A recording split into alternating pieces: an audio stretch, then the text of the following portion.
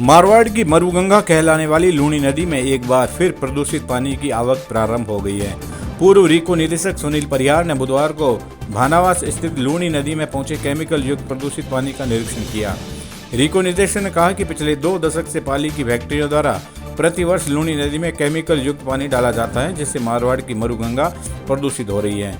पूर्व मंत्री परिहार ने कहा कि मारवाड़ की मरुगंगा लूनी नदी में पाली की टेक्सटाइल कंपनियां और उद्योगों के अविशिष्ट जल के आने से किसानों की उपजाऊ भूमि बंजर हो रही है। प्रदूषित पानी के आने से न केवल किसान वर्ग अपितु मजदूर, पशुपालक के साथ साथ आमजन भी प्रभावित हो रहा है। क्षेत्र के हजारों किसानों का जीवन खेती पर निर्भर है। किसान पृथ्वी का अन्नदाता है। यदि वही सुरक्षित नहीं हुआ तो मनुष्य और मानवता का सुरक्षित रहना संभव नहीं होगा।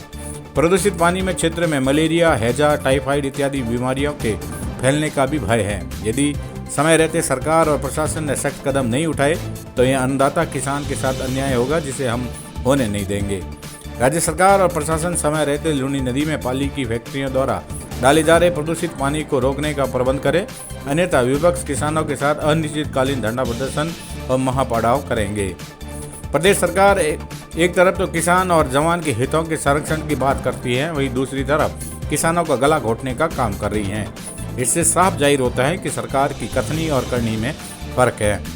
इस अवसर पर किसान नेता मोहनलाल माली, अन्नदाराम माली, शंकरलाल माली, कांग्रेस प्रवक्ता अरुण व्यास, शरण गहलोत, ईश्वर प्रजापत, विकास माली, गणपत लाल माली, कानाराम चौधरी आदि मौजूद रहे। प्रदूषित पानी तो पिछले 20 सालों से आ रहा है, फेजेज वाइज आ रहा है, परंतु इस बार तो अप्रत्याशित रहा कि अप्रैल और मई के माह में बारिश के समय तो ये नैड़ा बांध और दूसरे बांधों से ये पानी भेज के और पानी के साथ में कर रहे थे, पर इस बार तो इन्होंने एक आपराधिक अपराध किया है, क्रिमिनल कार्य किया है कि नैड़ा बांध से यहाँ पर खोला और जिला प्रशासन की नाकामियों के कारण हमारा समदरी क्षेत्र, सिवाना क्षेत्र किसान हमारे सक्षम है।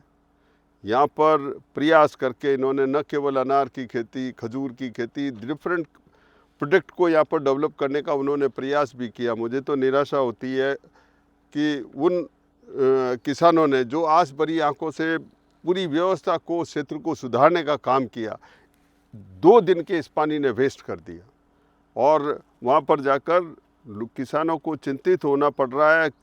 किसानों से मेरी बात हुई है, वो स्थितियों को यहाँ से छोड़ के पलायन की स्थितियों में आए हुए हैं। मैं सरकार से मांग करना चाहता हूँ कि सबसे पहले तो जो इस अपराध को किया उसकी निष्पक्ष जांच हो कि ये पानी क्यों छोड़ा गया है।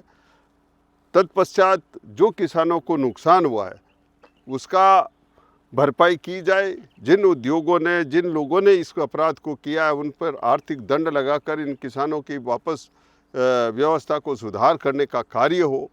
और मैं ये प्रशासन को और चेताना चाहता हूँ, किसानों की जो मांग है उसके आधार पर अगर इस पानी की पुनरावृत्ति होती है तो पूरे क्षेत्र में किसानों द्वारा ज़बरदस्त आंदोलन किया जाएगा और धरना प्रदर्शन के अलावा भी नेशनल ग्रीन ट्रिब्यूनल एनजीटी के अंदर भी हम किसानों के माध्यम से एप्लीकेशन लगाकर एनजीटी के माध्यम से कलेक्टर पाली और कलेक्टर बालोतरा को भी आगाह करना चाहते हैं और पाबंद भी करना चाहते हैं कि इस प्रकार के जो क्रिमिनल वेस्ट है उसको तुरंत प्रभाव से रोका जाए और प्रशासन सजग रहे। ये सारा कार्य प्रशासनिक नाकामियों का है। मेरा यहाँ लूनी की नदी के तट पे यहीं पास में ये कुआं है। पिछले काफ़ी समय से ये लूनी के अंदर जो पाली का प्रदूषित पानी आ रहा है, इससे हमारी फसलें सारी बर्बाद हो गई। पिछली बार भी कोई उत्पादन इतना नहीं हुआ जितना होना चाहिए था। इस बार ये काष्ठी का पानी आने से तो सारी हमारी आशाएं धूलमिल हो गई साहब। न तो फसलें होगी, न पीने के लिए पानी होगा आने वाले समय में। इसी तरह से यदि आता रहा तो कोई आवश्यकता ही नहीं हमें कुएं स्टार्ट करने के साथ। बहुत नुकसान है साहब। पहला मीठो पानी तो हमें हैंग बर्बाद कर दिया था।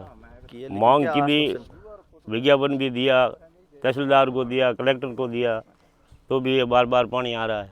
यहाँ में साहब अभी दुनाड़ा से ठेठ रामपुरा तक पूरा कुएं जैसा।